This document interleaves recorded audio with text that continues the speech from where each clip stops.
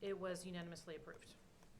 All right, 3.3, we have consideration of a possible action regarding expulsion of a student. We did have that discussion in closed session, and we will take action here in open session. Okay, I move we approve the expulsion of pupil case 20-1, but suspend the expulsion from class, returning him to his classroom, but will enforce the expulsion from the bus for the calendar year ending February 13th, 2021. I'll second. Okay. We need a roll call for that, correct? Yeah. Any, discussion? Okay.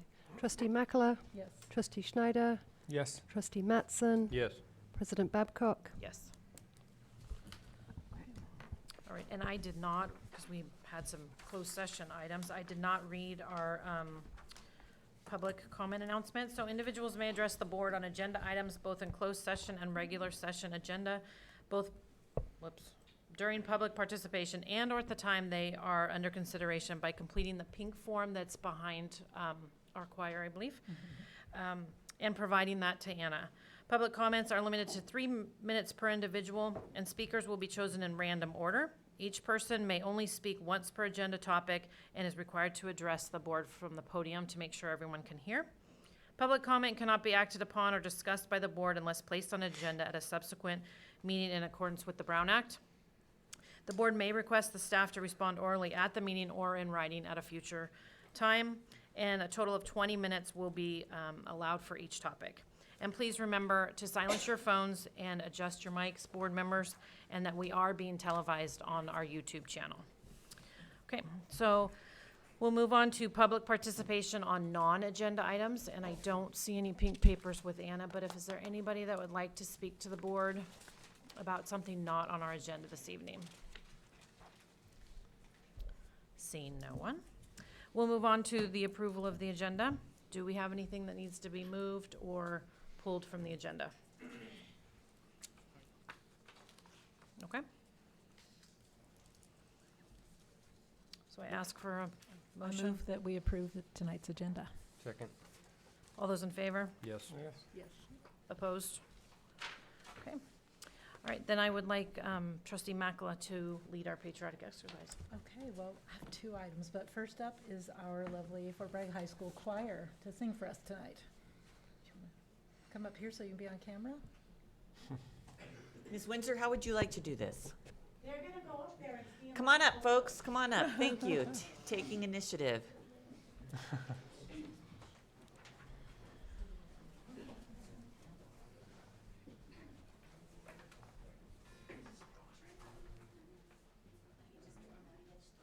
they singing a patriotic song? So we probably should stand. Oh.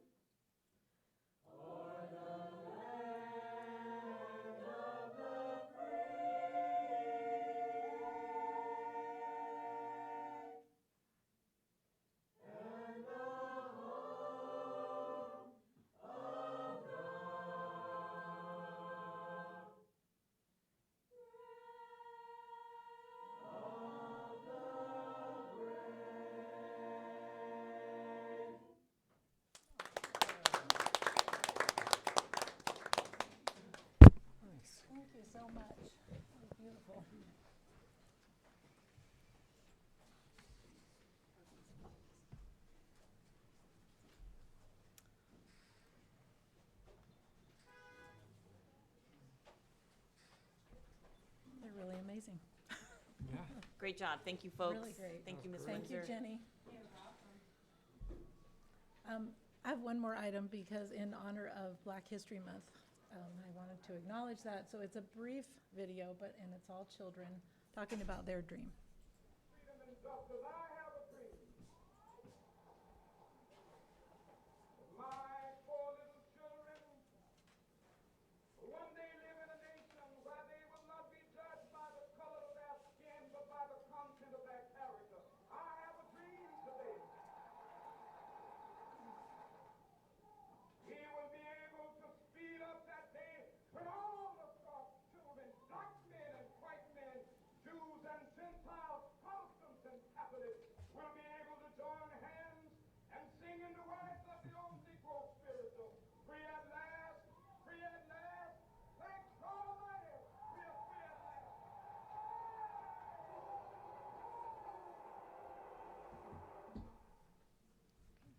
Thank you very much, Mary, and the choir. Okay, so we'll move on to acknowledgements. Acknowledgements. So we have, first off, it was National School Counselor Week, and that was the first week in February, last week, February 3rd through 7th. Thank you to all our school counselors. We have 6 in our district. And then not to mention people who kind of serve as counselors too, kind of like our psychologists and our other therapists who work with kids. So we want to acknowledge that. Also, it's National Parent Teacher Association Founders Day. And that is February 17th. For more than 120 years, the National Parent Teacher Association has worked toward bettering the lives of every child in education, health, and safety. Founded in 1897 as the National Congress of Mothers by Alice McLellan Burney and Phoebe Apperson Hurst, National PTA is a powerful voice for all children, a relevant source for families and communities, and a strong advocate for public education. Founders Day, February 17th, is when we celebrate the legacy to better the lives of every child in education, health, and safety. It's time to reflect and renew the commitment to be a powerful voice for all children, relevant resource for parents, and strong advocate for public education. Also in acknowledgements, we want to thank Rossi's Building Materials for a donation of $300 to Fort Bragg Middle School Wrestling for a banner. Fishing Vessel Donna from Bernie Norvell and Eric Koski, $500 Fort Bragg Middle School Wrestling sweatshirts. Anderson Logging, $300 for Fort Bragg Middle School Wrestling sweatshirts. CY Painting, $300 for Fort Bragg Middle School Wrestling advertisements. So thank you to everyone who donated. Okay. Thank you. And did the board receive any communication this month? I don't think I have. No? Okay. We'll move on to public participation on agenda items. Is there anyone here this evening that would like to address the board now? And you can always address the board when the item comes up on the agenda as well.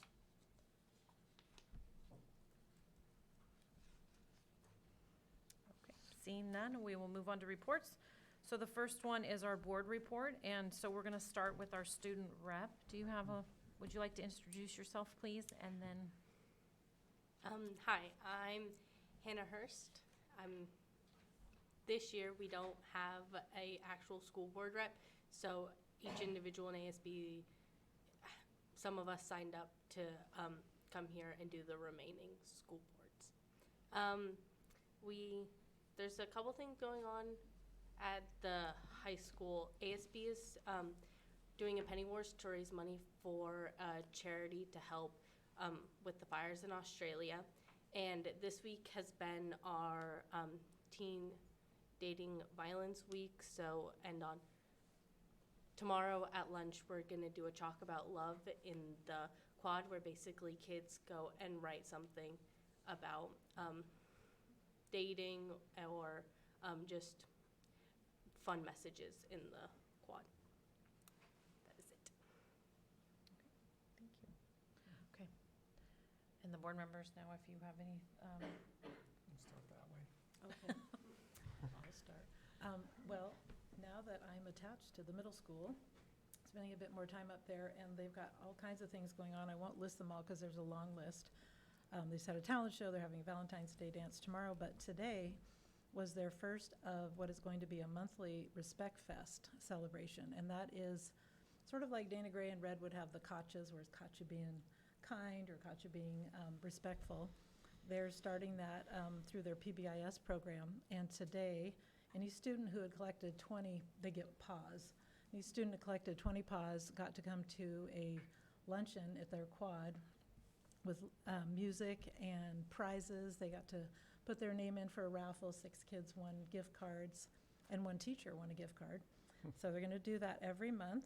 They did decide to up it to 25 paws because they had well over 50 students today for lunch, which is great. But they're going to up it just a little bit. But the kids always seem to really enjoy it. They had a really nice lunch, and so I thought it was a great idea. I wanted to share that. My shout out is to the forestry team.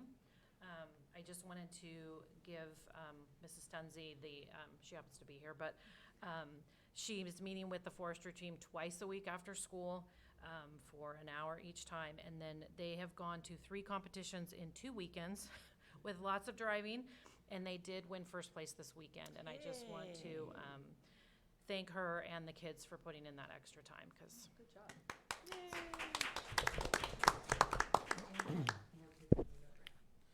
and they have more kids than they ever have, for those of you that can't hear the on the microphone. Great. Yeah, I have nothing to report this meeting.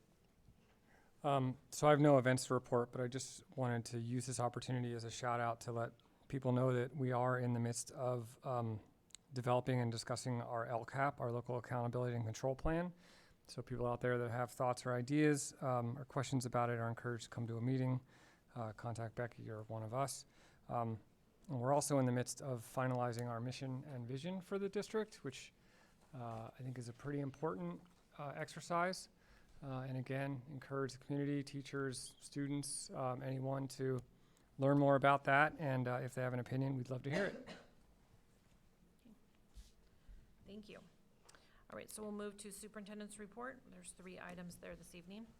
So last week when we met for our budget meeting, I told you that we were going to get on this and really start doing some LCAP, the LCAP roadshow, essentially, going to visit different groups, doing our best to try and gather input. So today we had 1 parent attend the board chat in the morning, but I did my first student group today. So I went to the alternative ed and met with their seniors, and I have to say it was a fascinating conversation, and it was a great conversation. So I've created a Google Doc where I'm going to be completing the student notes. I shared it with the teacher who was in the room with me so that we can make sure that what I captured was what she felt as well, and if she wants to make some changes. I'm going to be sharing those notes with you and with Anna, and then we'll share those in public at the March 13th board meeting as we continue to develop the LCAP. But I want to make sure that it's correct before I put it out there for everyone. So, but I have to tell you, meeting with the students was great because of the fact that they do know what they've experienced. They do have a sense of what could be better for them, and it wasn't, unreasonable. And you always get the beginning things. Can you make the food better? Can you do things like that? So in any case, I'm excited. Just to give you an idea where my calendar is going next, when we return from the break, on February 24th, I will be meeting with some high school seniors from 9 to 10 a.m. in the high school library. And then I will be meeting with Kim Kern from MCOE to work on the new LCAP template and make sure that we're doing things correctly. On March 3rd, I'm going to be meeting with a Dana Gray 5th grade classroom to talk about their student experience. On March 3rd, from 3:40 to 4:40, we'll have a voluntary staff LCAP meeting that'll be held at the high school. So if staff members want to come over and talk about the LCAP and where we're putting our priorities, we can, that will be open and I'll be available. On March 4th, I return to Dana Gray to do more 5th grade LCAP talks.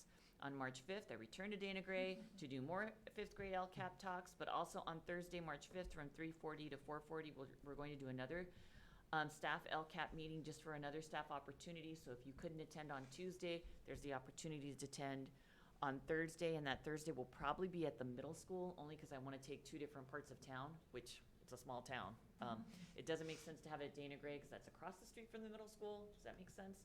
We can do it at Redwood, but in truth, the middle school is the furthest away, so it makes, anyway, not that it matters, but that's my thinking behind it. So it will either be at Redwood or the middle school. On March 6th, I return to Dana Gray for LCAP visits. On March 12th, we're going to have an LCAP Parent Advisory Committee meeting from 8:30 to 9:30, because that is the board chat day. So we're back to board chats on March 12th, the morning before the board meeting. And then we have March 31st. I will meet with the middle school site council meeting from 3:30 to 4:30. And then on April 16th, it is again the Thursday of a board meeting, so we'll have the board chat again. So those are all the LCAP opportunities for you. Pretty exciting stuff, I must say. So what we had So- talked about last week and us doing after school from 2:45 to 3, so should we coordinate and take care of that?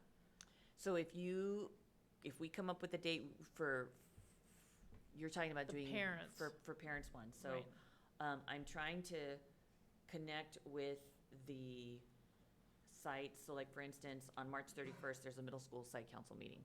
So I'm gonna be talking there. If you wanna have a Well, meeting. our concern is we wanted some different parents besides the Oh, that's right. typical ones that come to the So site council meetings if- and or parents club. If we pick a date that we want to do at 2:45, like at Dana Gray, because we had said they're there, they picked up their kiddos from Redwood and they're waiting, we could move into the conference room. So let's have, Anna, if you would please, do a doodle poll to see a couple of dates that'll work for at least 2 of you, because we can't have more than 2 of you there. And then, and that it works for me. And then we'll make sure it works for Mr. Kale, that there's not an IEP in that room. And if there is, we'll go to the library. Well, and the other thing, I'm sorry but I thought was to us to be out in front where parents didn't have to come in. Oh, Just like being out. we'll do Right. it however you want to do it. Well, that was the suggestion, and I think it's a good one, that parents are, they're with littles, they're not gonna,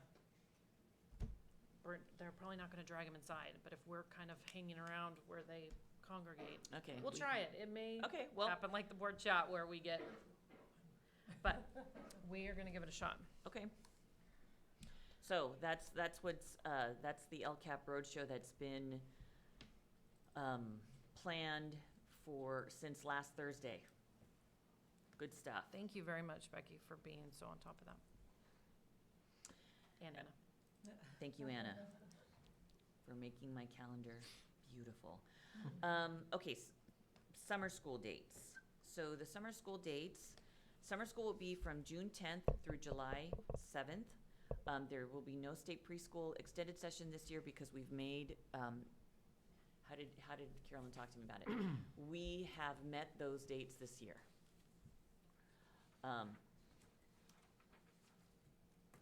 So, summer school will be at Redwood this year. It was at Dana Gray last year, so we're gonna move it to Redwood this year, and then the following year it'll go back to Dana Gray. The idea behind it is that we're gonna alternate schools so that the custodian teams from those schools can clean the school with great enthusiasm. Okay, so any questions on summer school? Okay, the fitnessgram. So every year I report on this. Every year it's essentially the overall results of our physical fitness report and how the kids did. It's information only. I'm not sure if you were able to look over these reports or not, if you had any questions about them.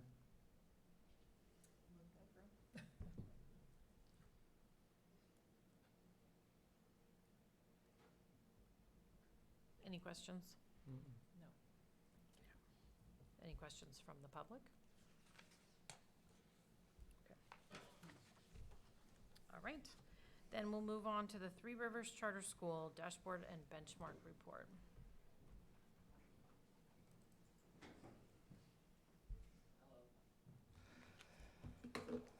Roger, could you state your name and your title, please? I will. My name is Roger Coy, and I am the school director for Three Rivers Charter School. Okay, so I'll be up here twice tonight, and this is just reviewing our dashboard, what it looks like, and how we're doing. The numbers will be slightly different between this and the next presentation. You have to turn it on. Got to turn it on. Yeah, I'm trying to conserve battery. Do you see it Oh. on the side there? Got it.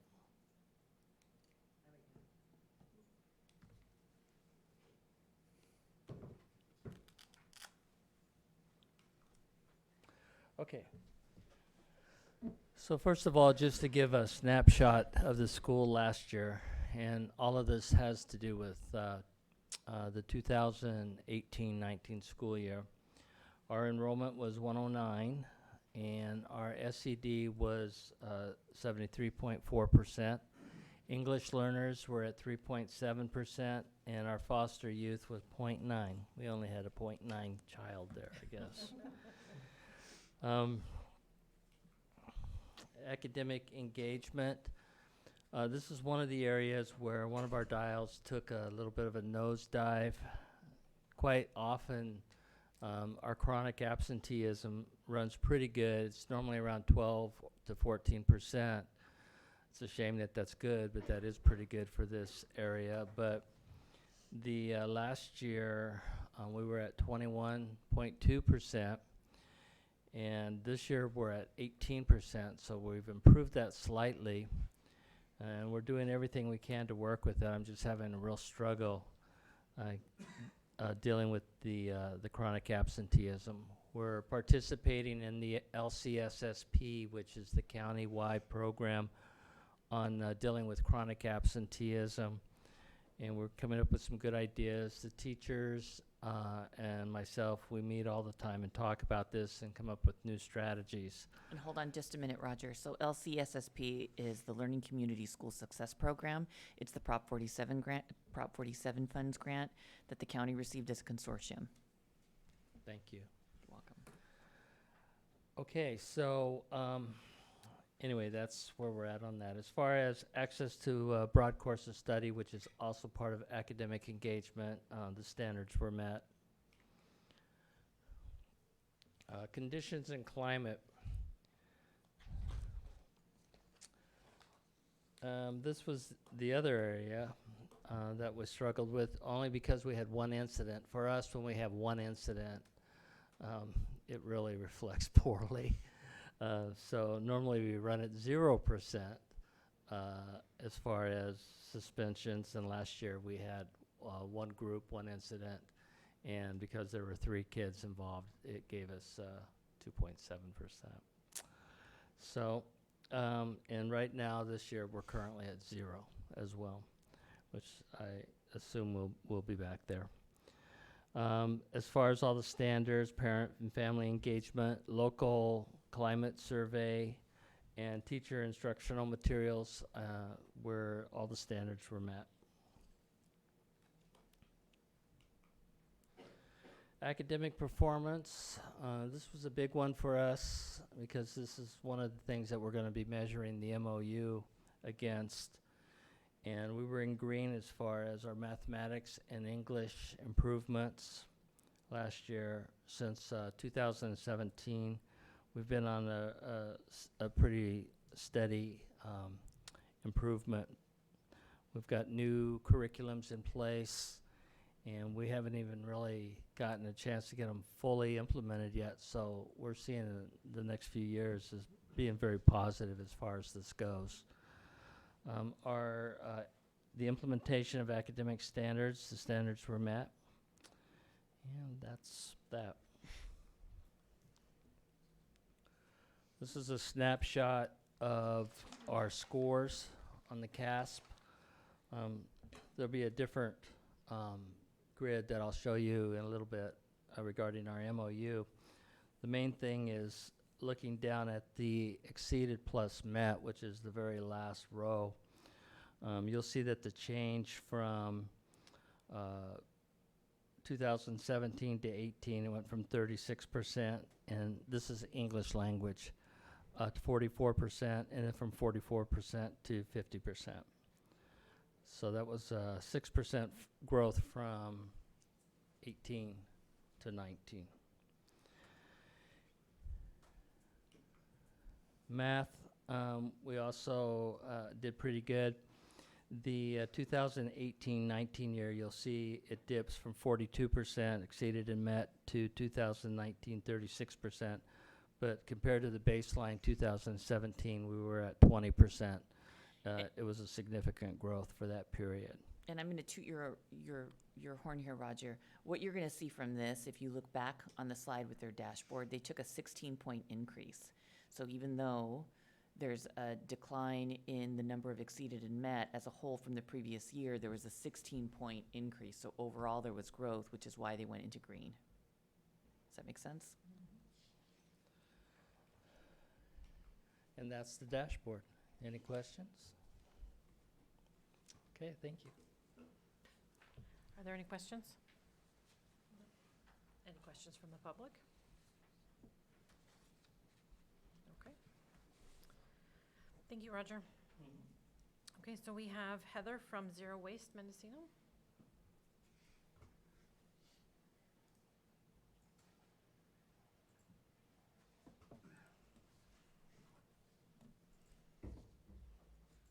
Hello. I've been sick the last week, so excuse me if I have any little hiccups here. So I'm Heather Guevara from Zero Waste Mendo. I approached Becky Walker to start composting in the schools and possibly bring some zero waste methods into the whole school district. She was very open to the idea. We've been speaking to Waste Management to figure out how we can do that.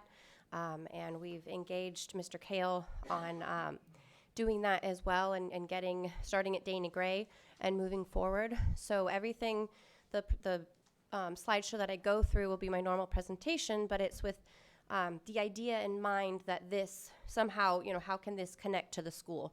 And how can we teach kids how to do this and make it normal for them to do in their everyday lives as they grow up as an adult?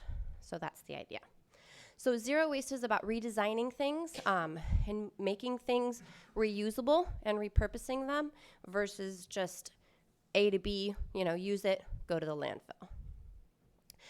So some of the things that we do, we work with the Fort Bragg, city of Fort Bragg. We also are starting to work with the county. We do assessments, and we have Facebook groups, almost 900 people throughout the county. And so we basically teach people how to reduce their waste and their carbon footprint in general. We also do home tours. We have a sustainable homestead at home, or here in Fort Bragg, where we have edible landscaping, and you'll see throughout the presentation some of the things that we do as well.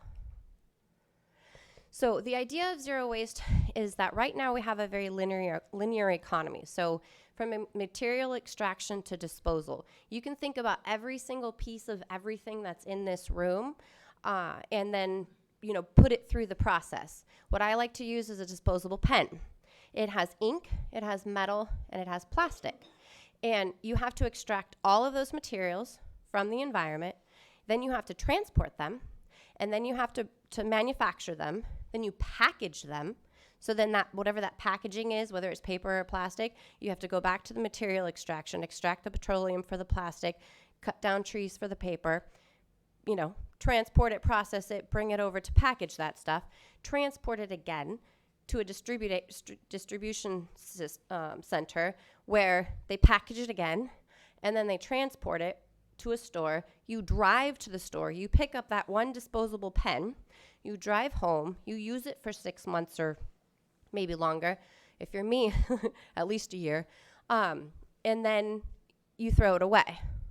Then another truck comes, picks it up, transports it somewhere else to a landfill, and then it sits in the environment to pollute the environment. That's one disposable pen.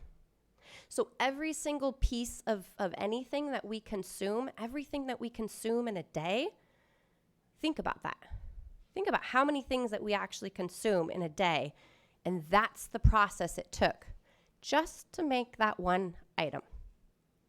So that's really about what zero waste is about, is rethinking how we're consuming things, rethinking how we're using our resources, because we're taking them and we're throwing them away. We're using them for a minute and then we're throwing them away. And then our kids, who we're here to, protect and serve and do all these awesome things that you guys are talking about, they're the ones that have to end up dealing with it in the end. And so it's really about teaching them a different way. So you want the circular economy. You want to design and manufacture things that are fixable, repairable, reusable, or actually recyclable. And then, create the recovery and recycling system that can put them back into use. So there are 6 R's of zero waste: refuse, reduce, reuse, repair, recycle, and rot. You notice how recycle's towards the end? There's a reason for that. I'll get to that. So some of the benefits of zero waste: more jobs, more resources, dispersing the resources to people that need it, reducing your climate impact, and then it also saves money for people. It's a healthier way to live, and it saves money for people. That's sometimes why, some people's initiative to start and start doing things is because it does save them money and time. So refuse single-use plastics like water bottles, freebies, food packaging, disposable items, things you just don't need, junk mail. Don't throw the junk mail in the garbage. Actually call the number on there that they want you to call and say, I want off your mailing list. They'll take you off the mailing list, and then you won't get the junk mail anymore. Food packaging. We buy our items in bulk. I'll show you. I have a container. I bring it to the store. I fill it, and I go put it back in my cabinet. That's it. I don't have ants. I don't have bugs because I don't have any open plastic packages in my cupboards. So it's really refusing. This is our to-go bag. Basically, we have everything we need, and we keep it in the car. And so when we go to a restaurant, when we go get something to go, we bring our own container. If it's a to-go thing, we know exactly what we're getting. We bring our container, they put it in the container, and we take it home and wash it. I don't have to deal with all the trash things, hanging around my counter. What do I do with this? Where do I put this? And then we also don't have the plastic utensils and all the extras. We have everything we need. Even when we go to a regular restaurant, I give them their paper napkins back, and I use my cloth napkins. I used to think that was silly until I read the extraction to disposal of just paper napkins. Then I realized I wasn't silly. So we use our cloth napkins. So reduce. Donate and sell items that you don't need. Save time, space, and sanity. You have less things in your house to have to deal with. After a presentation, someone gave me a 70-year-old rocking horse for my daughter, my 2-year-old little girl. That was just sitting in her house. She wasn't using it, obviously, and she just loves it. It's just fun. So if things are just sitting around not being used, give them to somebody that can use them. Wait 30 days before you buy something new. Really think about it. Is this a spontaneous, purchase, or do I really need this? Or figure out, another way to get it. It's not just that one product. It's what you're trying to use that product for. Is there another way to get that done without going and buying a new product? Create some household rules. Everything has a home, one thing in, one thing out. Simplify. It's really about simplifying your life and making it easier. And then reducing can also have health benefits. I have issues with allergies and dust, and so there's less dust. There's also a self-sustainability piece to the reduction. So I'm not going to go through and read everything, but just energy in general. There's battery backup systems, solar panels, solar water heating, residual wind power, growing your own food, shelf-stable foods. We had a lot of shelf-stable foods at our house, so when the power went out, we had a battery backup system from our solar panels that kept our freezers going, and then we had a lot of shelf-stable food. We were able to eat and cook, and we didn't lose hundreds of dollars of food in our freezers. This is just a picture of our garden. We have all edible landscaping everywhere. Some onions my daughter was very proud of. Another one is reducing water. So instant water heaters, just low flow shower heads, dual flush toilets, efficient systems, drip systems, gray water systems. Beef consumption. 1 pound of beef is 614 gallons of water that they have to water. And this actually came from the Eat Beef or What's for Dinner, website. The one where they promote beef consumption, that came from their website. So the grain that the beef actually eats, and then the actual processing of the cow. So all of that goes into 1 pound. So replacing disposables with reusables. So it's not about going and throwing everything all out at once, but it's about rethinking, okay, I just ran out of this, now let me go get a reusable instead of a disposable. Buying secondhand, craft time for artists and kids. Find ways to use the kids and the parents' trash to actually increase awareness and create craft time and different art displays maybe that they could do. Donating items, and just remember, there is no box. We're the ones that create our own box. This is just an image of our refrigerator. Most everything in there is either reusable, refillable, or glass.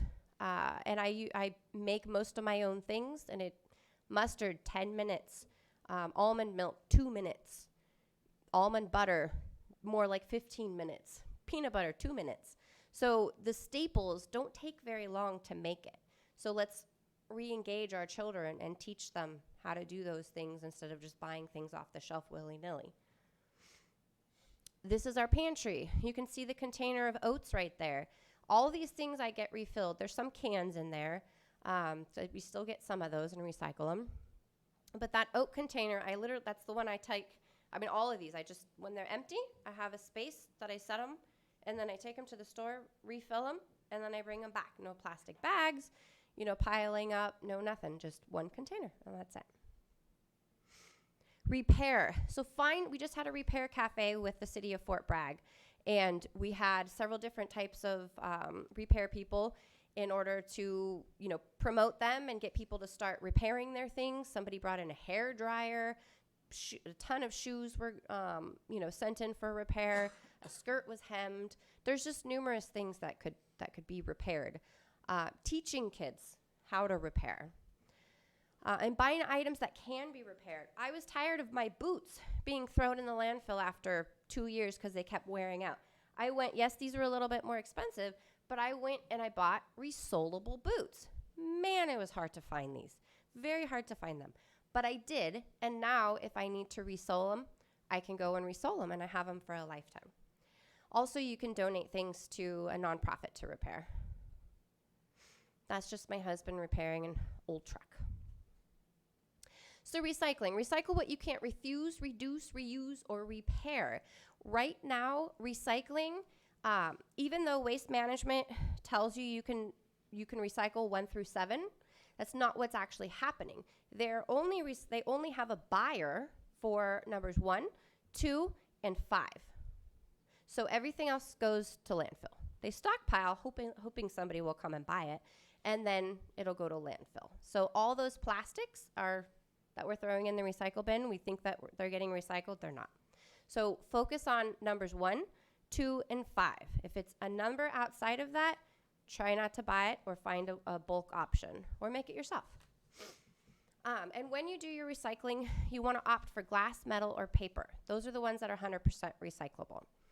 And the idea is to reduce your recyclables because they're still using virgin materials and then creating something that you're recycling, but you're still pulling those virgin materials. So opt for things that are 100% recycled.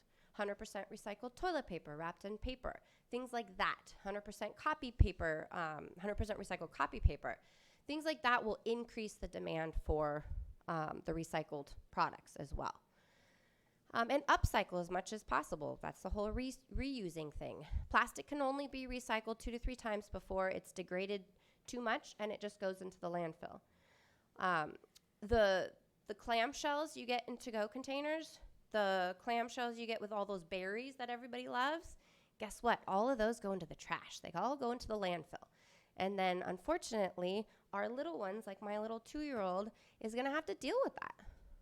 All the kids in the schools are going to have to deal with that when they're our age because we're just throwing it in the dirt and we're covering it up with dirt. And then they have to go and deal with it later. And then just teaching what is actually being recycled. We're working on a new recycling pamphlet as well with up-to-date information, and I'm hoping to get that out soon. And then recycling and wear not clothing when you can. So rotting. These are just some examples of things that you can put into your green bin: pizza boxes, yard waste, food waste, plastic-free cotton swabs, soiled and unlined paper products. But this is really the big kicker, and this is why I came to the school district. SB 1383 is basically California's short-term solution to climate change. Due to all of the methane that is released from organic materials that sit in a landfill and that aren't composted, they are trying to increase composting, which technically by last month we were supposed to be at 50% diversion of organic materials from the landfill. I doubt we're there. But that's the idea, is to increase composting in order to lower the methane gas that's leaking from the landfills. So Coal Creek Compost is in Potter Valley. We have a local composter, and everything that would go from here would go to them. They would turn it into awesome dirt, which would go on plants, which would sequester the carbon. So it's that, and they sell locally as well. So it's that circular. The composting is such a circular cycle and local that it's one of the biggest pushes that I'm pushing, as well as the California as well. And there's that. Just some fun chicken eggs. And these are just some ideas. So pick one item to start. It's a process. You're not going to get it perfect, the first time. It's just pick one thing, figure out what works for you, and then move on to the next one. Once it becomes a habit, move on to the next one. Just say no thank you. That's part of the refusing. Just say no thank you, don't need that. Bring your own reusable shopping bags, and produce bags and containers for your bulk, or bags for your bulk. What I see is people go into the grocery store and they have their reusable shopping bag filled with plastic. So one bag was saved, but then it's still filled with plastic. So I always I just think it's like the opposite. It needs to not be that way. But skip the packaging altogether. Make your to-go bag. Find alternatives to products once finished. Complete a home trash audit. Actually look at your trash and figure out what it is. Just talking with Becky and Barry Silva about how much trash they actually produce in their dumpster. Most of it is actually food waste or soiled paper products. Most of that can be, I want to say about 70% of it. I haven't seen the morning breakfast program or the supper program yet, but most of that can be composted. And the green bin is a lot cheaper than the big old garbage dumpster. So yes. And these are just some of the things I already mentioned that I'm doing. And yes, I have you guys up there because I've been working with you. So, and just some questions to think about. What's one habit that you feel comfortable starting to shift? And what's one waste reduction dream you have for your town, no matter how far-fetched it may seem? Remember, there is no box. And I love this quote because it allows you to start somewhere. It empowers you to realize you don't have to be perfect. So we don't need a handful of people doing zero waste perfectly. We need millions of people doing it imperfectly. And there you are. Thank you, Heather. Could I ask a question? Yes. So microphone. So there are a lot of utensils, other products that they're changing out from plastic to plant-based plastics that are supposed to be compostable. Problem is, we don't have any place here to send those things, do we? No, we don't. So those are considered bioplastics, and so a regular ton of compost is $5 a ton. That's what they get when they sell it, the composter. And so if you have batch of compost that is by certification allowed to be sold for organic gardening, they get $40 a ton. So when you look at that, because we're a rural area and the composter is so small, they have to go with the $40 a ton, which means they have to be under OMRI. They say they're OMRI listed.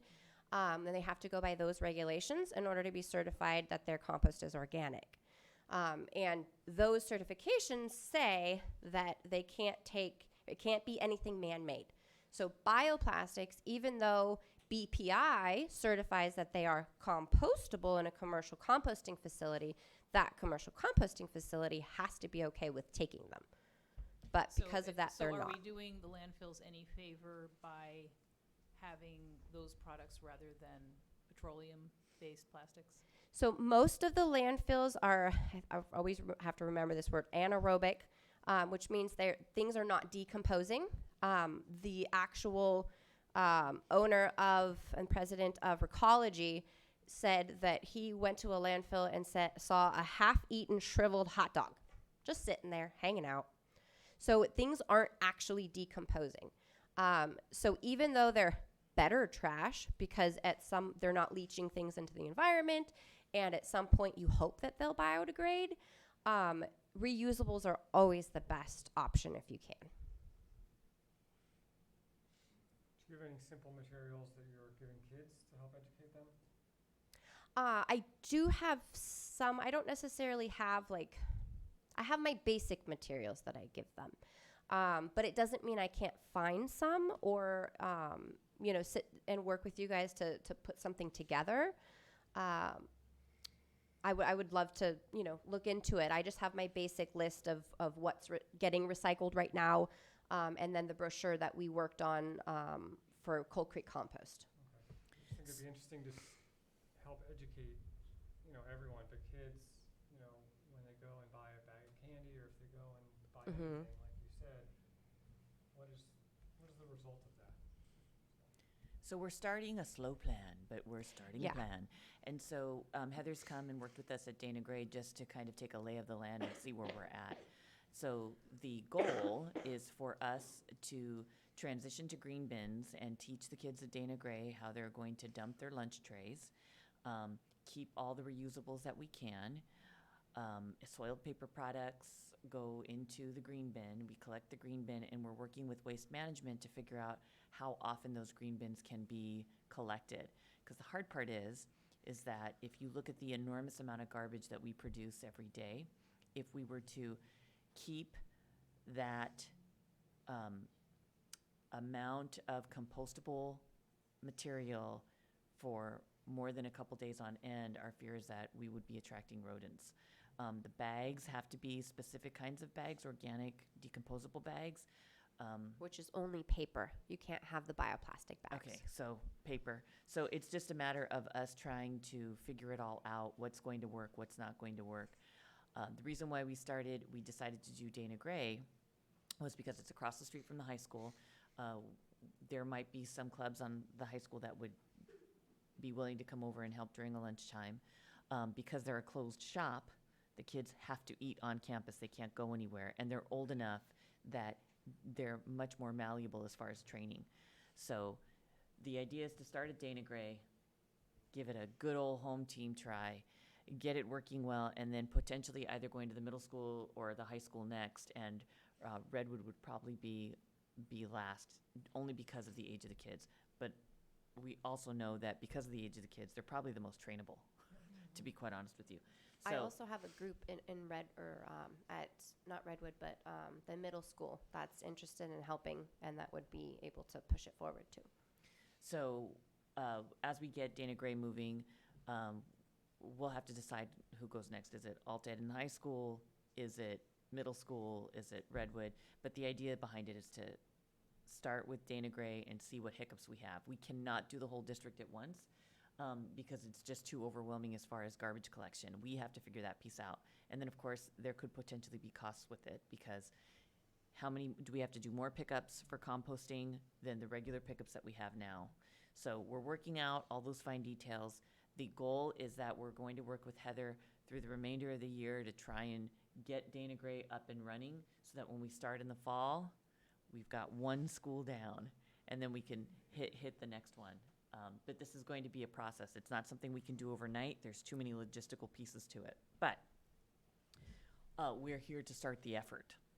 Well, I applaud your efforts and your education as we learn about our consumption. We are a consuming society, so anything, every thought we have as we go to the store and buy something, even that initial, do I really need this?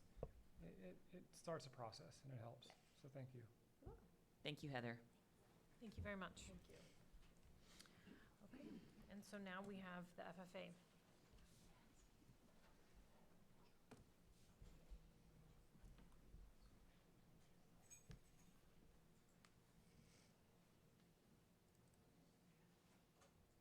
And please make sure you introduce yourselves. Hi, I'm Alita Rivas, and this is I'm the Fort Bragg FFA chapter president, and this is part of my officer team. I'm Kenna Martin, and I'm the secretary of the FFA chapter. I'm Maria, and I'm the sentinel of the FFA chapter. We are here today to present a little slideshow for National FFA Week.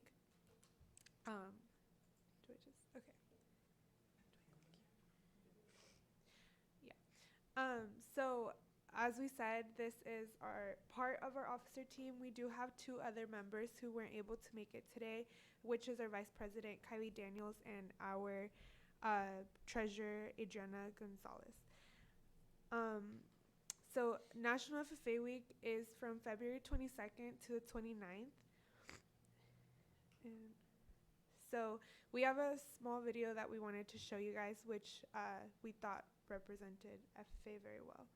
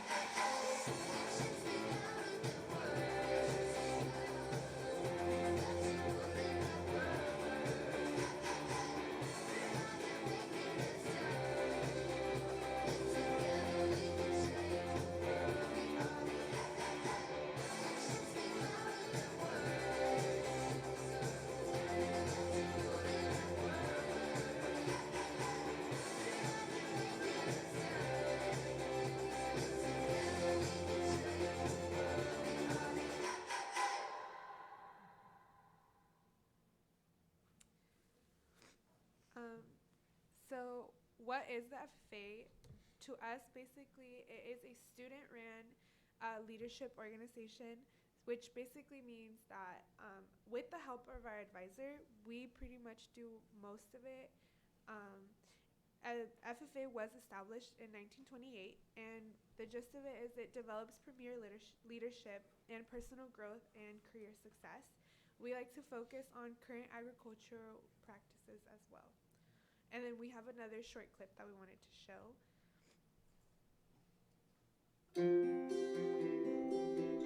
People often ask, what does FFA stand for? While the letters stand for Future Farmers of America, it has grown to mean so much more. Today, FFA stands for leadership, growth, and career success in a wide range of career paths. Since 1928, millions of students have been entrusted with the opportunity to wear the esteemed blue jacket. And in the process, they've experienced a transformation. Though the agricultural landscape has shifted dramatically throughout the decades, FFA has been a constant. We are proud to have provided a leading example of technological innovation while paving the way for a field of diversely talented individuals.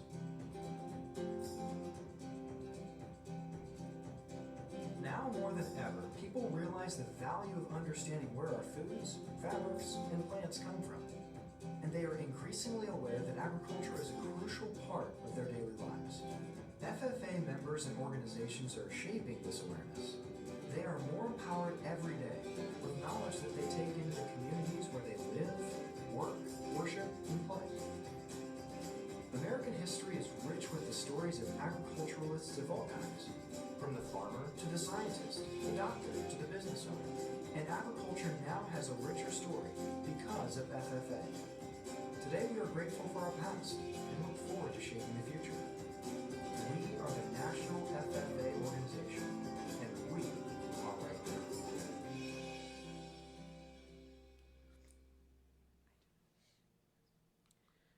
So currently we do have 118 members in the Fort Bragg FFA chapter that come from all different walks of life. We pride ourselves in being an all-inclusive national organization. We prepare students for their life after high school. That is one of our main objectives. There are three different ways that our members can get engaged in the FFA. One of them is classroom instruction. We have many different agriculture classes at the high school. Another one is just FFA activities. There's a bunch of different ones for all different, through our chapter, and then the Mendo Lake section, the North Coast region, and then state and national level, so all different types of things. And then also an SAE project, which stands for Supervised Agricultural Experience, and it different students can do different types of agricultural projects. And we also have some pictures of a bunch of different activities that our members have done. At the bottom left, if you can see, there are a group of students who went and volunteered at the food bank. The top left, we have a group of students who went to a leadership conference in Sacramento. The top middle is a team that participated in the opening and closing speaking contest. The top right is 5 of our members who showed lambs last year at the Robot Empire Fair in Ukiah. And then the bottom right is a group of students at one of our meetings where we had a paint night. And everything that we do in the Fort Bragg FFA chapter is all possible from our FFA advisor, Megan Tunzi, who started the ag program in 2013. And she's done a lot for all of our students to get involved and just unleash their full and true potential. So this is the picture where FFA members went to open and closing. FFA Week celebrates the past and present FFA members, what they have to contribute to the agriculture industry and be the next generation to keep it going. Scholarships earned by 2019 graduates just for FFA, so they got 32,256 program completers. So we just wanted to bring this slideshow to show you guys what National FFA Week is to us. Like I said before, it is from February 22nd to the 29th. And we would appreciate it if all of you guys celebrated alongside of us as well. So yeah, thank you. Do I read this first? Okay. Next, I will read the National FFA Week proclamation. Whereas FFA and agricultural education provide a strong foundation for the youth of America and future of food, fiber, and natural resources systems, and whereas FFA promotes premier leadership, personal growth, career success among its members. whereas agriculture, education, and FFA ensures a steady supply of young professionals to meet the growing needs in the science, business, and technology of agriculture, and whereas the FFA motto, learning to do, doing to learn, earning to live, and living to serve, gives direction and purpose to these students who take an active role in succeeding in agricultural education. And whereas FFA promotes citizenship, volunteerism, patriotism, and cooperation, therefore, I do hereby designate the week of February 22nd to the 29th of 2020 as National FFA Week. Are there any questions for us? No? The 22nd to the 29th, we are also having dress-up days at the high school. So if you guys see posters around, those are for us. And if you guys want to dress up too, you guys are more than welcome to. I will make sure we put it in our staff blog. Okay. And then I just.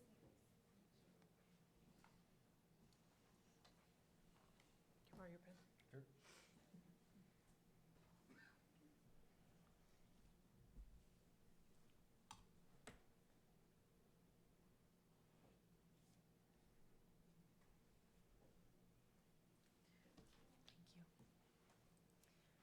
And thank you very much for coming. I've been on the board for several years, and this is the first time you guys have done this. So thank you very much for coming, and we welcome you anytime. Thank you. Great presentation, thank you. Thank you.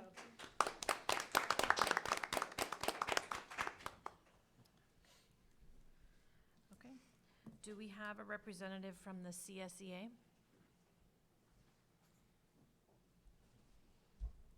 Seeing none. Oh. Do we have a representative from FBDTA? Okay.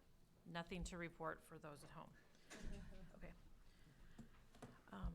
I'm going to take a moment just to pause. If there's anyone else in the audience that would like to, we're switching sections of the agenda this evening. If there's anyone else that would like to graciously slip out. I know Three Rivers is here for another item and things like that. So anyone? I think everybody else is here for the long haul. Okay, are we okay, board? Mm-hmm. All right, so we'll move on to the approval of the agenda consent items. Diana Pioli is not with us tonight. She's very, very ill. We're hoping that she's home not watching the meeting and resting. But we know her, she probably is. But, so Mary, as the parliamentarian, would you mind taking her? Scott is. Oh, thank you. Scott, as the parliamentarian, would you take Diana's role when I ask to read those items, please? Okay. So are there any items that the board feels needs to be pulled? These are routine items and usually are approved as a whole. Is there anything that any board members felt was controversial or needed to be pulled? No, I just want to share that I did talk to Wendy about the budget actuals, and she felt reasonably confident that we're on track for where we should be. Okay. Now I'm drawing a blank. I was doing really well at doing this in the right order. We read them, then we vote. I was doing it the other way around. Okay, so Scott, would you mind please reading the consent items? Yes, so the consent items 9.1, consider approval of warrants dated February 3rd, 2020.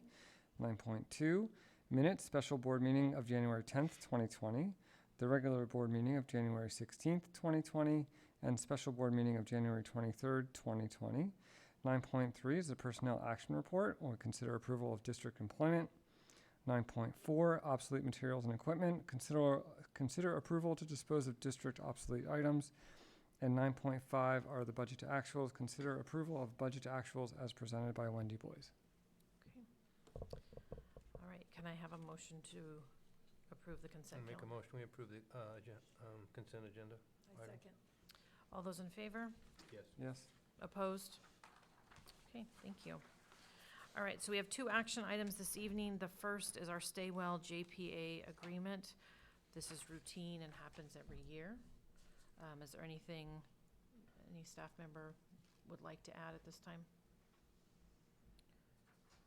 Okay, now it's relatively short, so should we go ahead and read it? Or keep moving? It's short.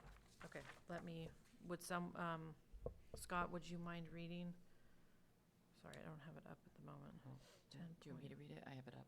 Okay, sure. In order to ensure the continued operations of the Stay Well Health Plan and to support the participating management unique in this plan, be it resolved that the Board of Trustees commits itself to support the Stay Well JPA by 1, requiring attendance of 3 representatives to the Stay Well Board, 2, enforcing all policies of the JPA in accordance with its bylaws, 3, maintaining the standard Stay Well coverage and deductibles in accordance with the current provider contract for all eligible employees, 4, supporting a district wellness committee to address employee wellness.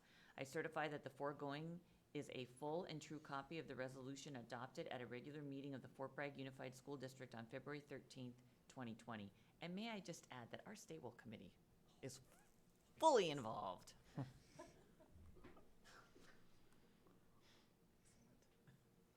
Okay. All right, any questions or concerns? Anything from the public? If not, can I have a motion to approve the agreement? I move we approve the Stay Well JPA agreement. I'll second. Any discussion? And I don't know if you've read, the reason I said that, because some people are looking at me like I'm really weird.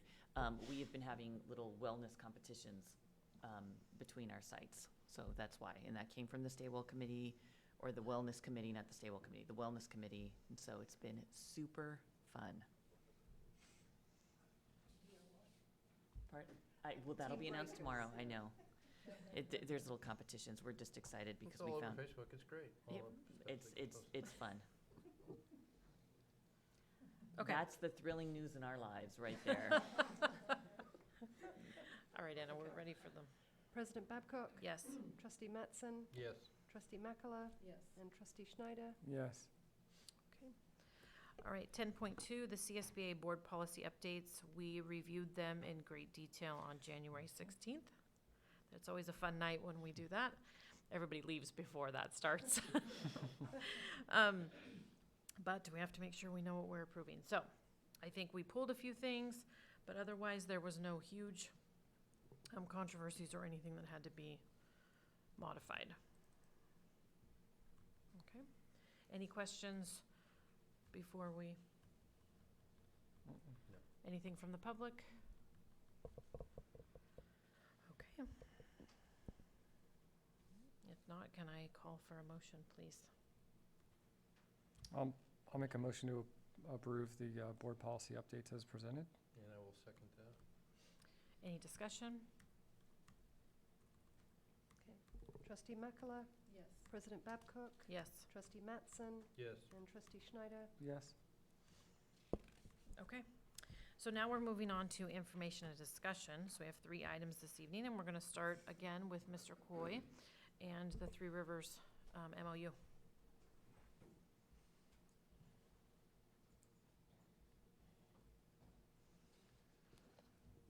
All right.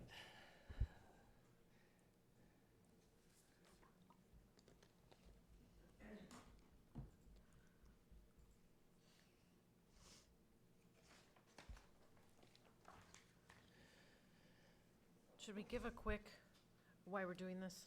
So in 2018, the Three Rivers Charter School Charter came up for review. And at that point, there were some things that Three Rivers had committed to addressing in order for us to renew. I will say that Three Rivers has really committed to those things, and they've done, in my estimation, a really good job with staying targeted on that. So 2 years ago, we had to determine, are we going to renew their charter for 5 years? Are we going to revoke their charter, shut them down? And what we did is we came up with a middle ground, because there was lots of things going on. And I don't think anybody on this board ever entertained the thought of shutting Three Rivers down. So I just want to say that out loud again. So what happened was that we said, okay, so we came together and we said, let's renew for 2 years, so that the board at that time, the parents, and everyone knew that we were taking this seriously. We said, let's renew for 2 years. and then let's revisit in 2 years. And if if Three Rivers is doing everything that they've committed to do, then we do an automatic 3-year renewal. And so that's where we are, so that we got to the 5 years. So we figured we would know at that point, are they committed to what they're doing? And to give you the Reader's Digest version, we asked that their demographics be within a certain amount of our demographics, so that if we are 45%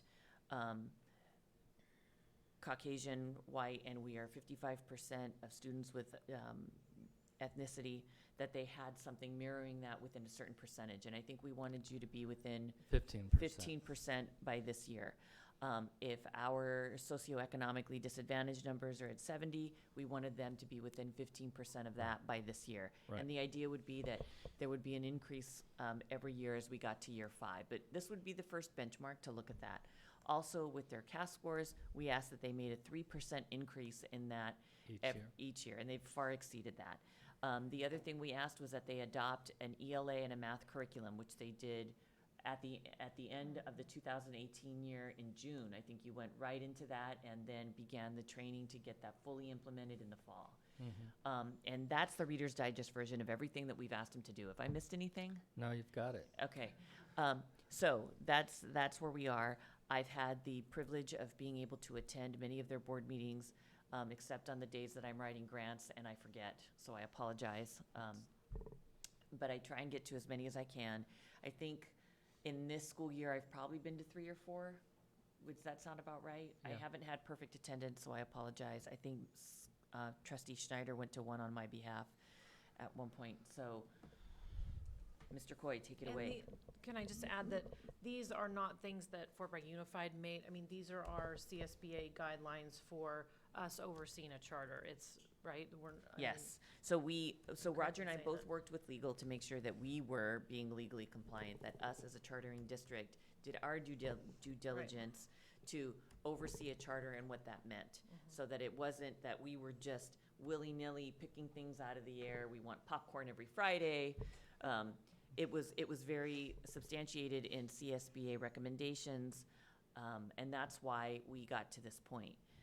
And I think, to be quite honest with you, I think it's been good for Three Rivers as well, because it makes a more focused charge for their whole team, and that it's not Roger being the bad guy or me being the bad guy. This is the collective movement.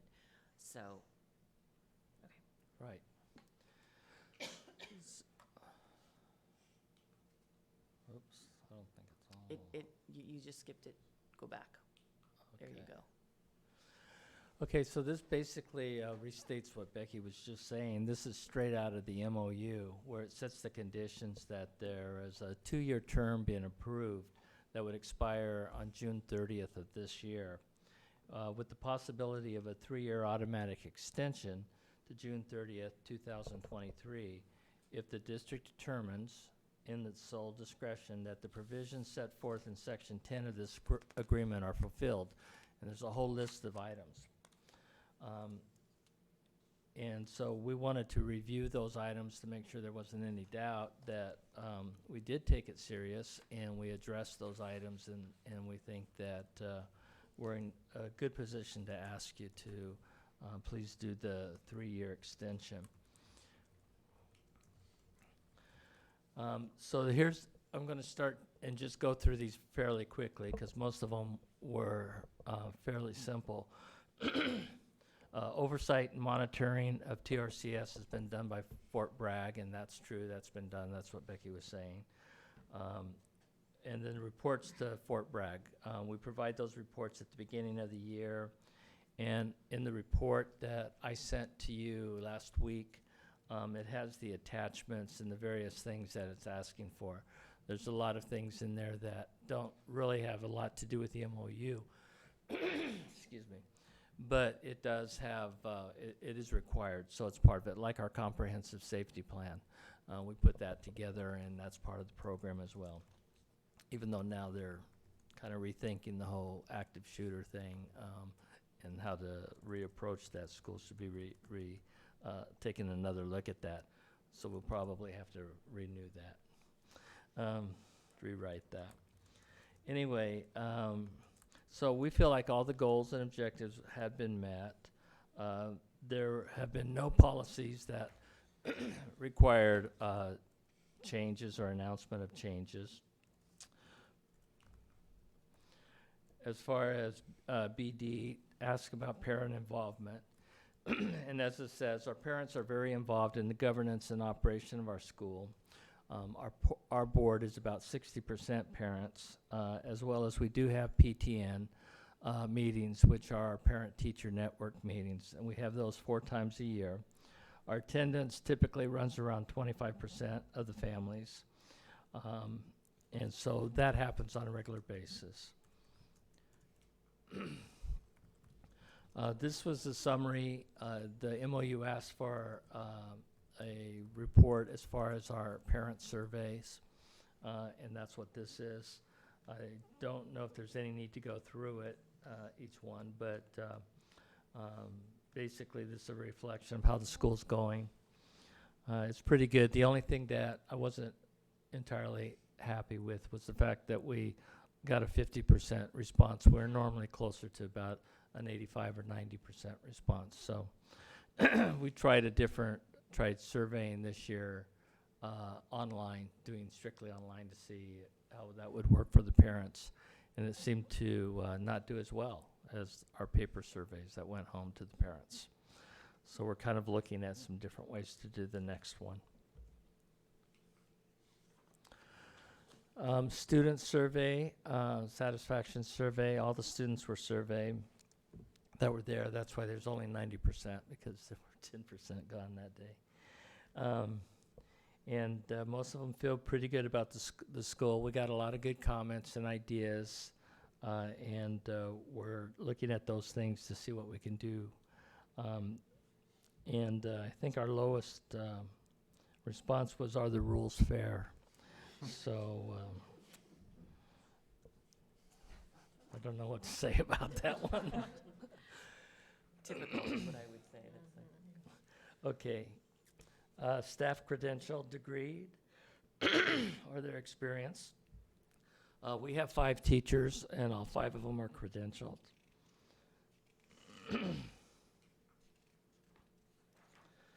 The section in the MOU was on safety, the SARC report, and the facilities report. The SARC was attached to the backup documents I gave you. And like I said, we also included the comprehensive safety plan. Those are also on our website. So we just finished writing that up. That's quite a beast, pretty big. Not too much to say other than on the facility. I would say that we were working very hard for this last year on a new location. We really do need that to get our attendance up to where it needs to be. And that deal fell through, so we're kind of back to the drawing board again. So we're working on looking for a location. So we'll be working with the college to extend our leases. The MOU also asked that we include copies of our budget, which we did. This year's budget does not look good because of the decrease in headcount. We have a waiting list, but we don't have any space for them. So it's a little frustrating. We're going to show a loss of about $136,000. And then on the next projection, the budget projection, you'll see that we were planning on this year to continue with that, and then by the following year we would start adding kids. But now this is, we'd get back up to our 120 students. This is based upon the fact that we find a new location or get some more space from the college, because we just don't have anywhere to put them.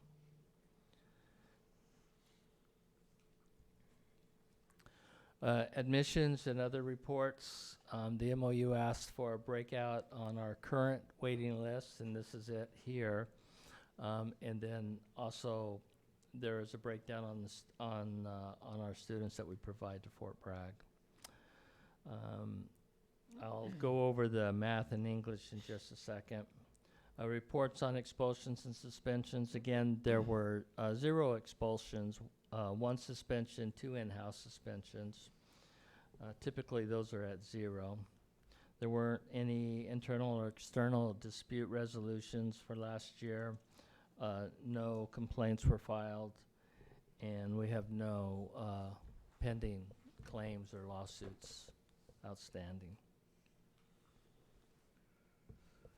This is one of the big areas that we really needed to do some work on.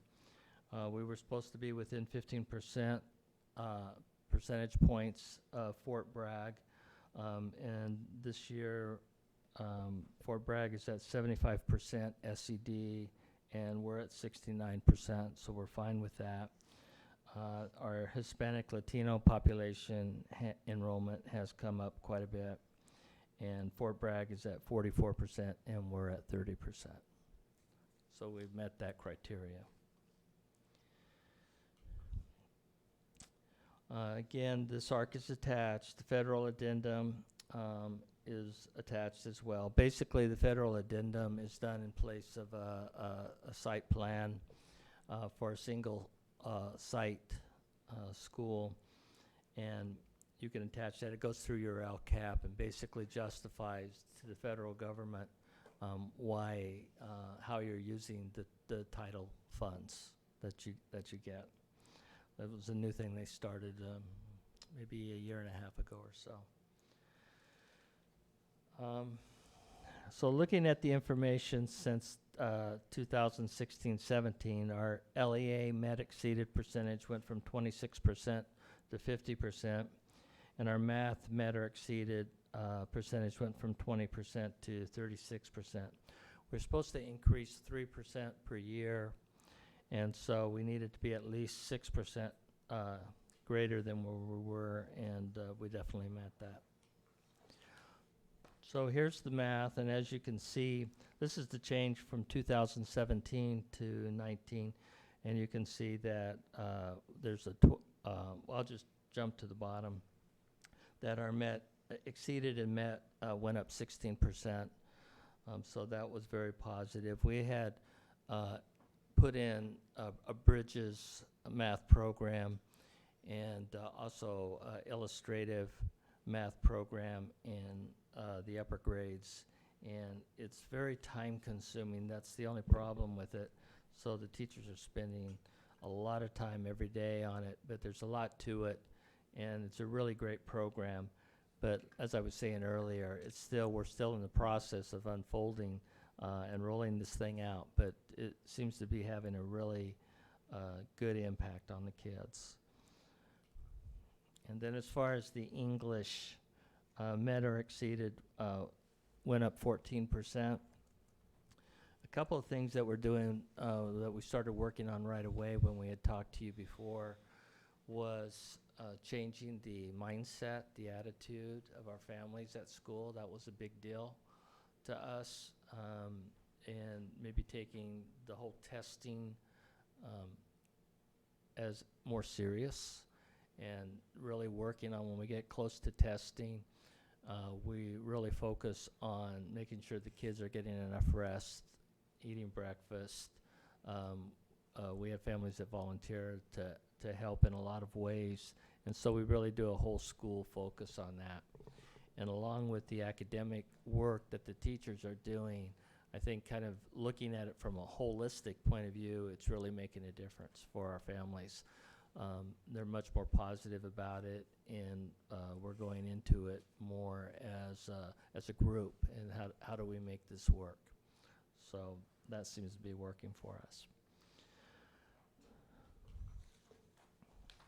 And as mentioned before, the new curriculums, we put in Wit and Wisdom for English, and my perspectives for the upper grades for English, and then in math it was Bridges and Illustrative. Wit and Wisdom, again, is a very robust program, and it includes a lot of different elements, a lot of social studies elements and things that are really challenging to the kids, but a wonderful literature program, and so that comes as part of the deal. So the kids are enjoying it. I say enjoying it. I think they're enjoying it. It's challenging, but it's a good program. Okay, so there were a few, outside of what we've talked about, there were a few more MOU items. One of the things that Fort Bragg asked us to do was to work with a consultant for 2 years, make that part of the program, which we did. And he's still engaged with us. Also, that our board should be managing the MOU and making sure that we're conforming to the guidelines, which they are. Everyone's credentialed, as mentioned. We do have a uniform complaint procedure in place. It's been in place for many years. And again, there wasn't anything that was filed last year.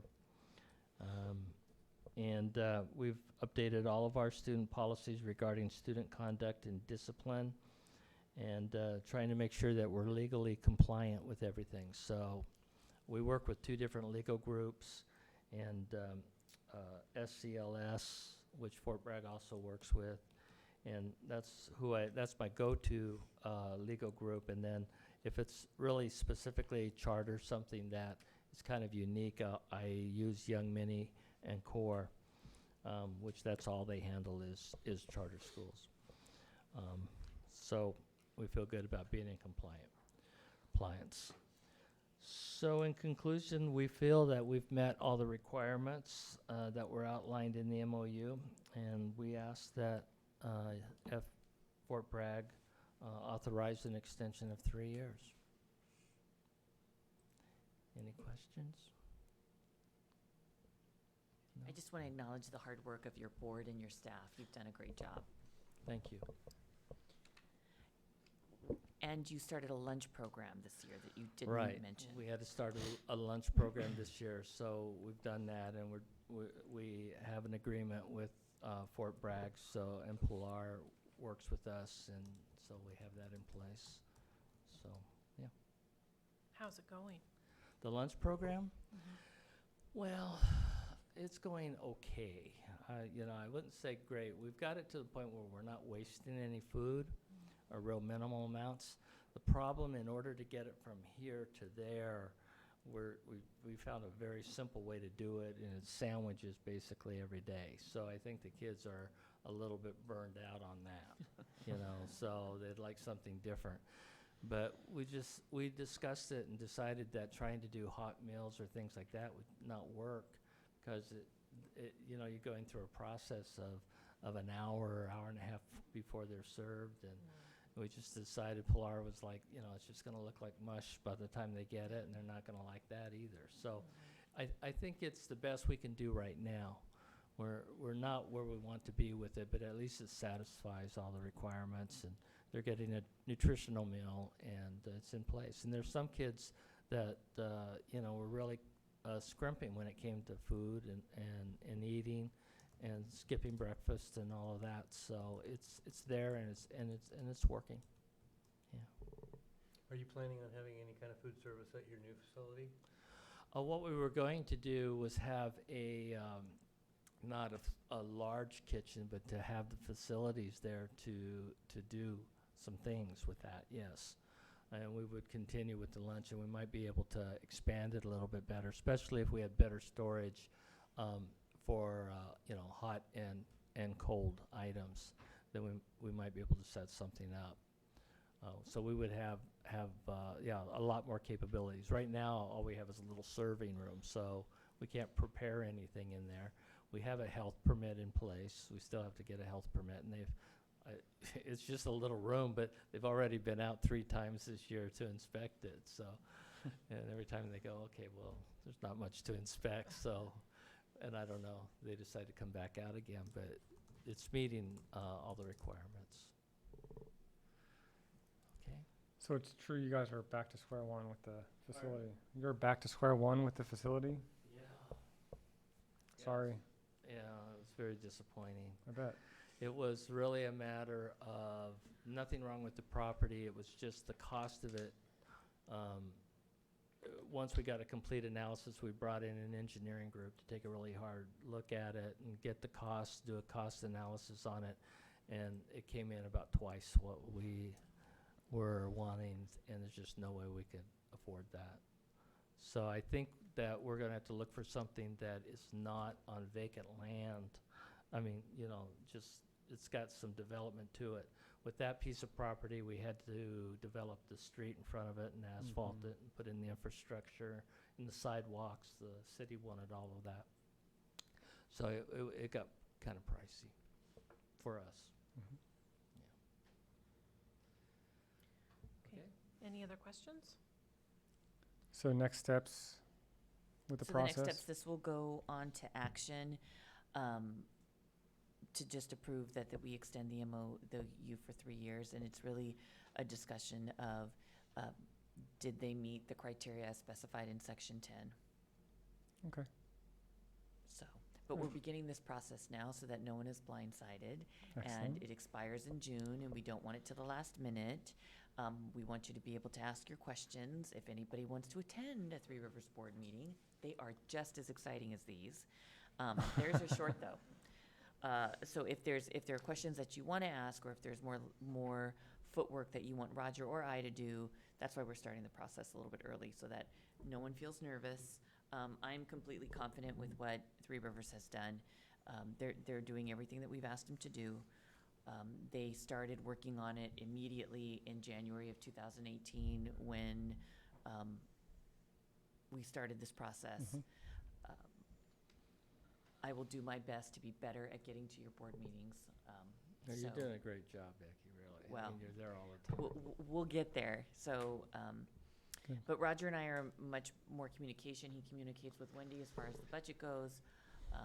So And so when moving, I know that we saw you a lot in the last 2 years, but is there what was supposed to be the review process for us before we had the MOU?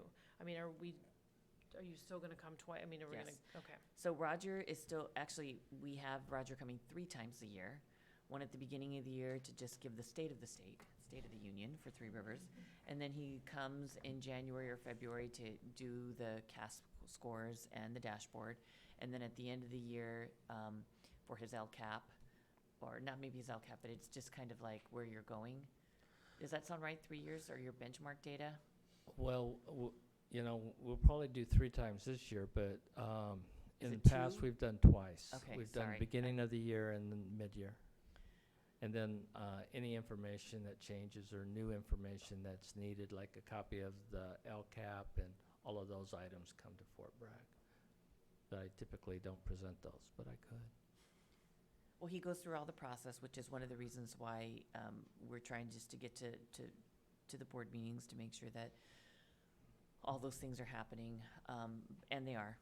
So if there's any question, like I said, Roger and I are in good communication, and they've done everything we've asked them to do.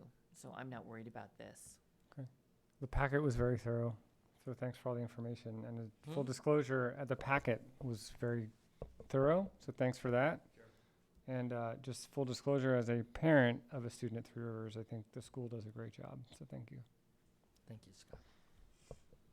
Okay, any questions from the public or comments? And no more from the board? So, thank you very much, Roger, You're for welcome. your hard work and your staff. Thank you. Okay, so now we have 11.2, teacher choice for parent, or actually, you know what, how about if I pause and if you guys want to go? And then, It's no. discussion. It's just discussion. It'll go to action. Do we want to do it before June, or? We can take action, well, we can take action anytime. It's up to you when you want to move this to March? the action agenda. We can do it in March. The MOU expires in June, so I don't want to do it in June. I think that's just making people nervous. May is going to get tricky because we have a lot going on in May. So we could do it in March. That's fine, if that's Okay. fine with you. Yeah. So can we move this to action in March then, Anna? Okay. And then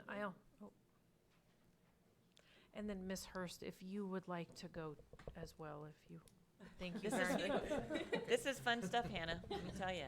thank you very much for coming. Feel free to share the YouTube link with your friends. And I think Clay will be here next. Oh, excellent.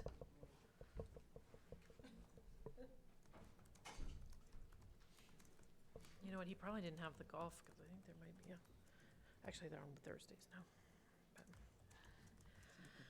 Okay, everybody's, here we go. Okay, so now, 11.2, our teacher choice parent process, and I'm assuming Mr. Kale might be talking to us, since it's half of our team. Do you have it to project? Because I don't have it. We have a copy. So just to make it very, very clear, this has been an ongoing discussion this year. This is not something new. We talked about it at the September 12th board meeting, the October 17th board meeting, and the November 14th regular school board meetings. This has been an ongoing topic since I've been on the board for I 8 get- years. But this is one of those sacred cows, okay? One of those sacred cows. And in truth, the reason it's coming to a head is because we have so much movement in our teaching staff. We have so many hurt feelings of parents who say, well, I didn't even get one of my top 3 choices. So the recommendation all year has been we need to really move away of how we've been doing it. So go ahead, Mr. Kale. My name's Rick Kale. I'm principal of Dana Gray Elementary School. Yeah, and it really has because of, oh yes, dolphins, yay. We should put a dolphin on this forum. Sorry, Rick. This has been bouncing back and forth between the elementary staffs at Redwood and Dana Gray, and we've been making various changes as we go along. The latest changes are Redwood, of course, put theirs in red, and so that's of the learning environment. They wanted to change that, but previous to that, though, I wanted to say the reason, really, again, to confirm the main reason we want to change this is if you have names on a form, we have so much teacher movement that we have so many unknowns, and there's no parent in the land that's going to choose unknown, like just throw it to the wind and say, I want unknown teacher for my child next year. So it ended up, the form that we had was not effective for us whatsoever. And so we wanted to gain, from the parents, we wanted to gain real input that we could use in an informative way about the style, the type, the kind of teacher, and the kind of learning environment that would best suit their child. So Redwood looked at it last time, and they changed they wanted the phrase of learning environment. Sorry, I gotta look through my glasses. Or learning. Or learning environment. So it says what type of teacher or learning environment would be best for your child? Yes. And then in the last, and this was actually at our last staff meeting at Dana Gray, we came up with, we want to remove, and again, it's for input from everyone, we want to remove that second to last question, which says, are there any students you prefer your student to be separated from? And the reason being is we're sort of asking a question that we don't really want the answer to necessarily. Maybe that's not the right way to say it. It's almost like we're stimulating or asking the parent to tell us what kid don't you want your child with, when in fact they would tell us that, they would answer that question in the next question, which says, is there anything else you would like to know, or that we would like to know about your child, family, and we were thinking to add maybe in the et cetera line something about family relationships or some other phrasing along that line. We don't want Peer relationships. peer concerns. We don't really. It's sort of, we don't want to start it on a negative. It's almost asking a negative, like who don't you want your child to be with? Well, I don't want him to be with Jimmy, and that doesn't seem like the right thing to ask. So And- that's where it came from the staff. And the reality, kid relationships change daily. Yes. So, Yeah, and year to year, children, they really do. The third graders are not like the fourth graders when they come back. They're different children. And so, anyway, it is in flux, but I think, again, a conversation from you guys looking at this form, is there anything you'd like us to change or any questions you'd like us to add? Both staffs, especially the second part of the form, which is more of a student-based part, both staffs they like that. I have to tell you, I loved that. I love asking the kid some questions, and as a teacher, I would love to have these papers at my disposal before that first day of school. So I think this is great, especially if we can get I would love it if we could get every kid to fill that out. It's just an assignment. It's just something that we do.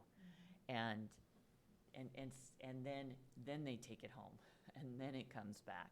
So I think that would be a great activity. And even if the parents don't want to fill out the front portion, I still love the idea of having this for every kid. So. I did wonder about in the last one, if you could add something about any academic or social challenges or struggles, something where they, a parent could talk about, well, my child does have. I think that would be some about issues. concerns, right? In the Anything else concern you should know about your child? Yeah, I Or was you wanted thinking- specific to that. I think, Oh. I mean, this is kind of says specifics, but special needs doesn't really quite hit if there's other challenges. So maybe put family change, health concerns, special needs, academic concerns, something like that. I thought to change the beginning of the question and say, is there anything else we should know about your child to help with their placement with a teacher? And then have examples so they can think about that when they're answering the question, and not, my kid has allergies or Yeah. something like that. And also on the kid side, I love it too. You may want to think about adding something like, next year in school, I hope to, or something specifically about next year in school. Just an idea. Yeah, it's a great idea.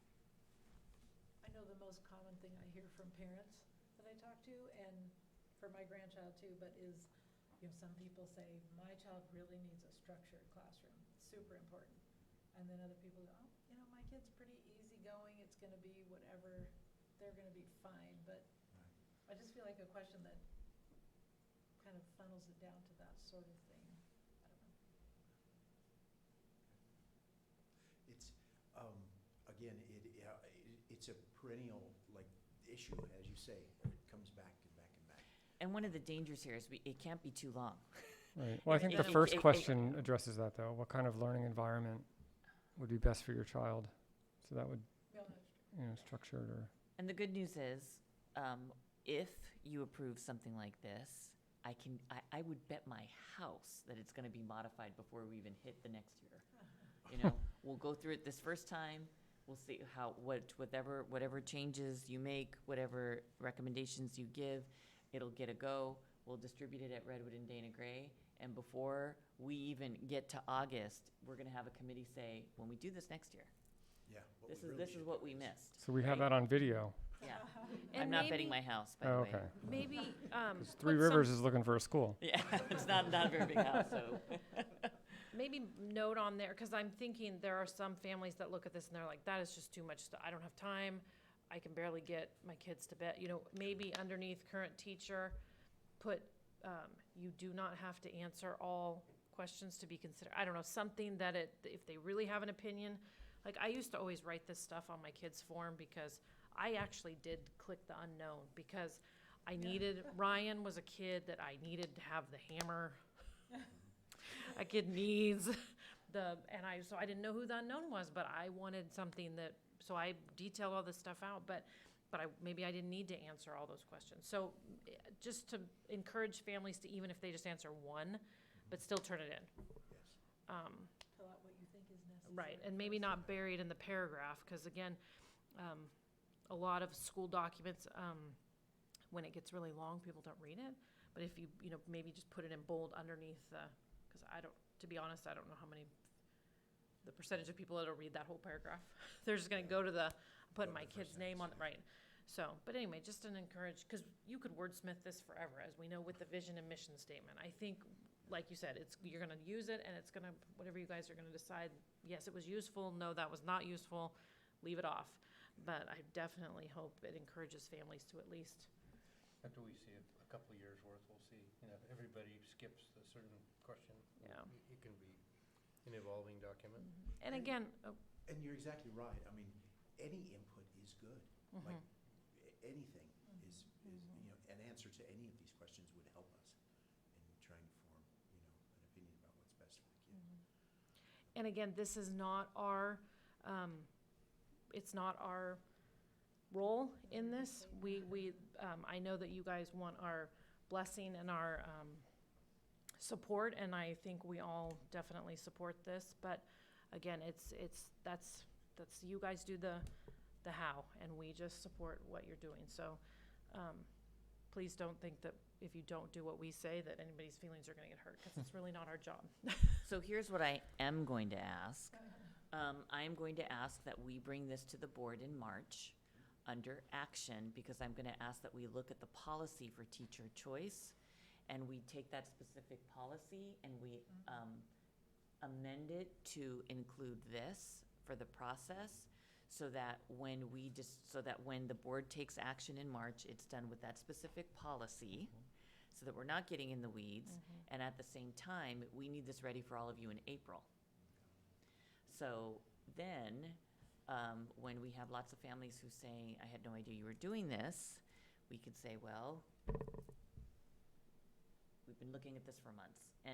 And I think for the most part, I think we've been prepping our families, because a couple of people have asked me, and I've said, look, we've done this for so many years, we have so much teacher turnover, we have so much teacher movement, this really is a fair way to do it.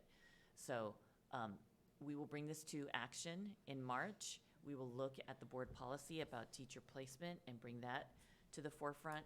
And then we'll look at the language to see if there's any amended language with that. I had two young parents, they were former students of mine, both had known that we'd been talking about this, and they're really excited about it. They said, I never was comfortable picking names, I would just leave it blank, and this is great, I can tell you about my child. And there's some great value to discovering a new person, you know? Like, there are favorites, be careful, but there are favorites in the community amongst teachers. There always are, just names, you know, that people have in their head. But there is an excitement to having someone brand new and developing a relationship between them and parents and students. Well, and I have to say, as superintendent, there's always been a line of people outside my door upset that they didn't get their top 3 choice. And they got the new teacher, and then I would always say, just 4 weeks, just give us 4 weeks, and then they would come back, we love our teacher. You know, we've been really fortunate on many of the teachers who've come into our community, because we've had some great hires, so. And I would think, I'm not a teacher, but I would think starting a class at the beginning of the year and having a pile of the questions from the kids would be really great for a teacher to have as they start teaching. Thank you for the extra work that you guys have been doing on that. So, Mr. Kale, just, again, I'm just gonna say it out loud for public. We're gonna bring this to action in March. So if there are any adjustments that you and the staff at Redwood and Dana Gray would like to bring forth, March is going to be the time when there's gonna be a vote. And then whatever it is, it is. And I know that it's been discussed at coffee with the principal, right? And do you think we should put it in, I know Mr. Kale does a weekly newsletter, I mean. I can put it in my blog too. Well, but your staff, or that doesn't go out to the public, doesn't it? No, it doesn't, A lot of them are parents. but, They are, but, Yeah. but if you could put it in your newsletter, your Yeah. current newsletter, and we'll ask Redwood to do the same. and they can come talk to us at the board chat. Absolutely, that's on March 6th. Oh, no, March 12th. Okay. Since people don't know really what we're talking about, those things, that would be, if someone had a real strong opinion, they are more than welcome to come share that with us. It's good stuff. Or send an email. Facebook. Well, I don't know if Facebook's the best. I would prefer a more I mean, they're all good. personal.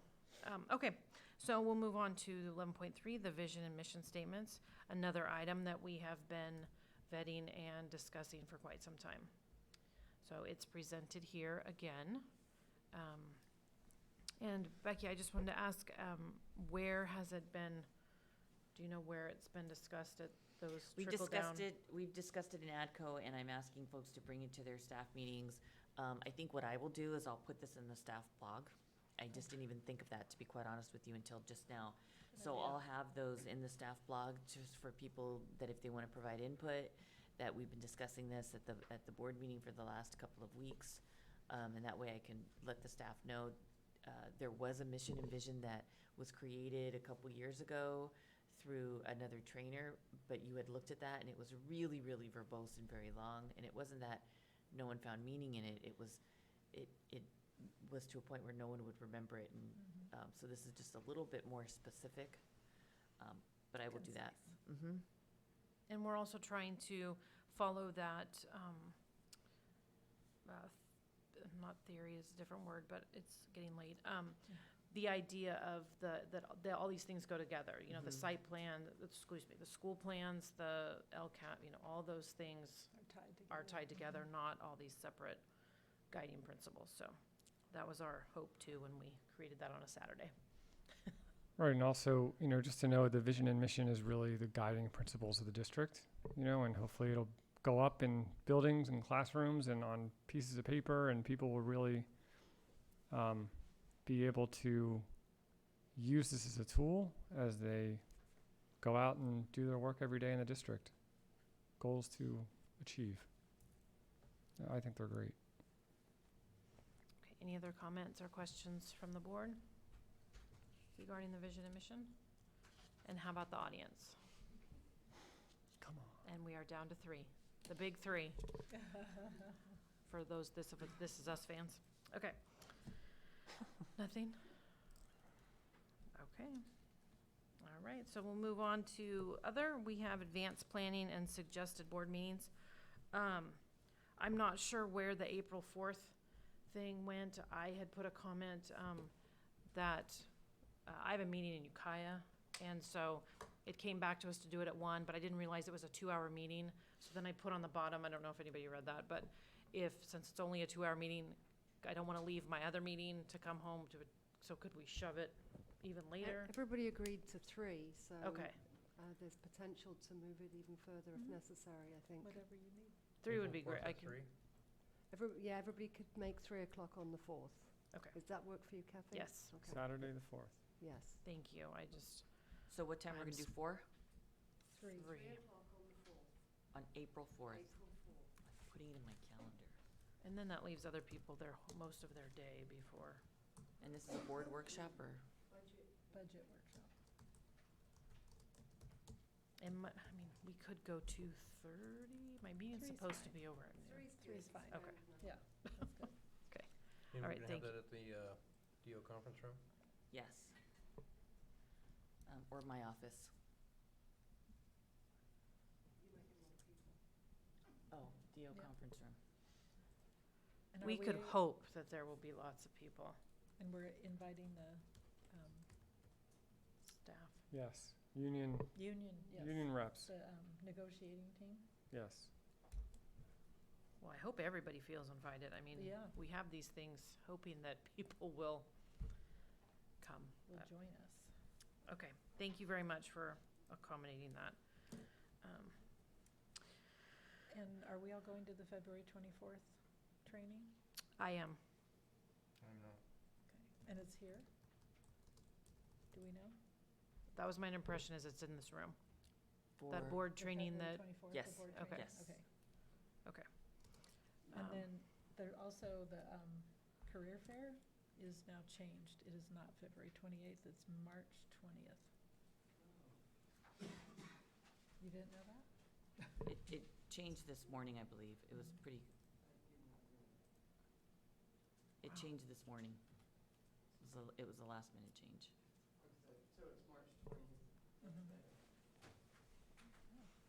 That was kind of everyone's sentiment. Okay. All right. Do we need to RSVP for that training?